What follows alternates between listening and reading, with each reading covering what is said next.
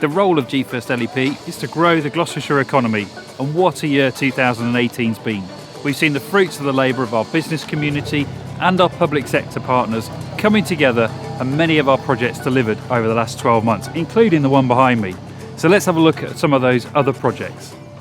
The scope really goes back to before the college merged with the Forest of Dean College in 2011, when there was a real concern that there might not be further education provision anymore in the Forest of Dean, and real problems with the existing buildings. So we had a vision to try to create a state-of-the-art education and training facility that will benefit young people, that they will be able to learn skills and prepare themselves for their future careers by coming to a fantastic facility. It's going to be great for the employers in the area. They'll be able to obtain the skills that they need for their companies to be prosperous, but also prospective companies looking to invest in the Forest of Dean will also be able to identify and get the skills that they need. And we know that's a big factor in terms of decisions that people make.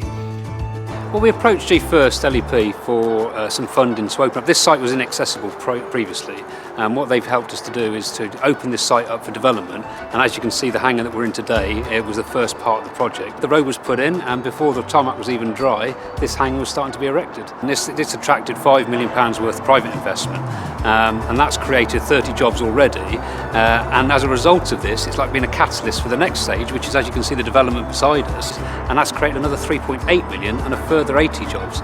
So it's been like a catalyst for us to trigger all of this development, this opportunity to make sure that we remain the most successful airport in the UK. So this is our smart new bus station or transport hub, to give it its proper name. A brand new striking building with the latest technology, with all of the environmental features that you would expect. Something that's a great first impression for people arriving in the city, a good environment for people using public transport, and a huge improvement on what we had before. The multiplier effect, the investment that it brings in from elsewhere will be considerable. And this building gives people in Gloucester something to be proud of. It's a building of real quality, something that they've waited for a long time. And I know from the many comments that I've heard as the building's taken shape, that people in the city are as proud of it as I am. The Growth Hub is all about helping businesses that have growth potential.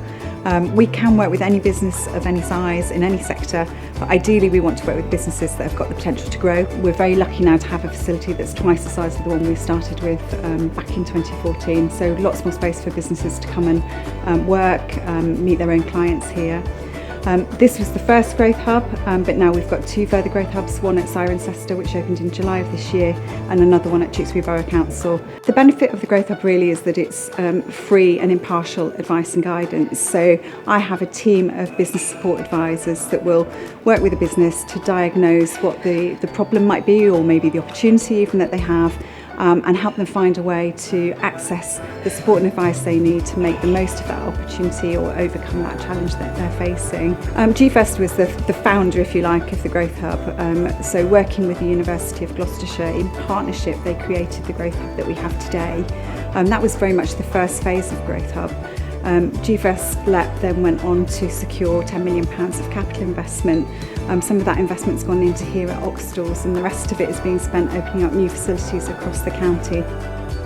It's principally, most importantly, in terms of funding. Total cost of the project £16 million. The LEP have contributed £2.6 million, without which this couldn't have happened. But they've also just been a fantastic partner, working with them and also the County Council and the District Council to overcome a number of obstacles on the way to make this happen. So I'm very grateful for their support. Very, very pleased and very grateful for the support that GFirst have given to the city, not just with this project, but with a number of other projects as well. And clearly, with the scale of this project, without their support, it just wouldn't have happened. And not only are they good enough to award the funding to us in the first place, but they've been supportive throughout the process. GFirst LEP have been absolutely fantastic. They've been an enabler for us. They've allowed us to sort of break that barrier, move forward and help grow the business.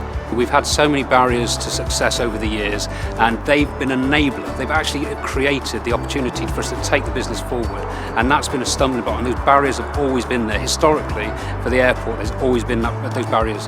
This has just released that, taken it away, and has allowed us to move forward.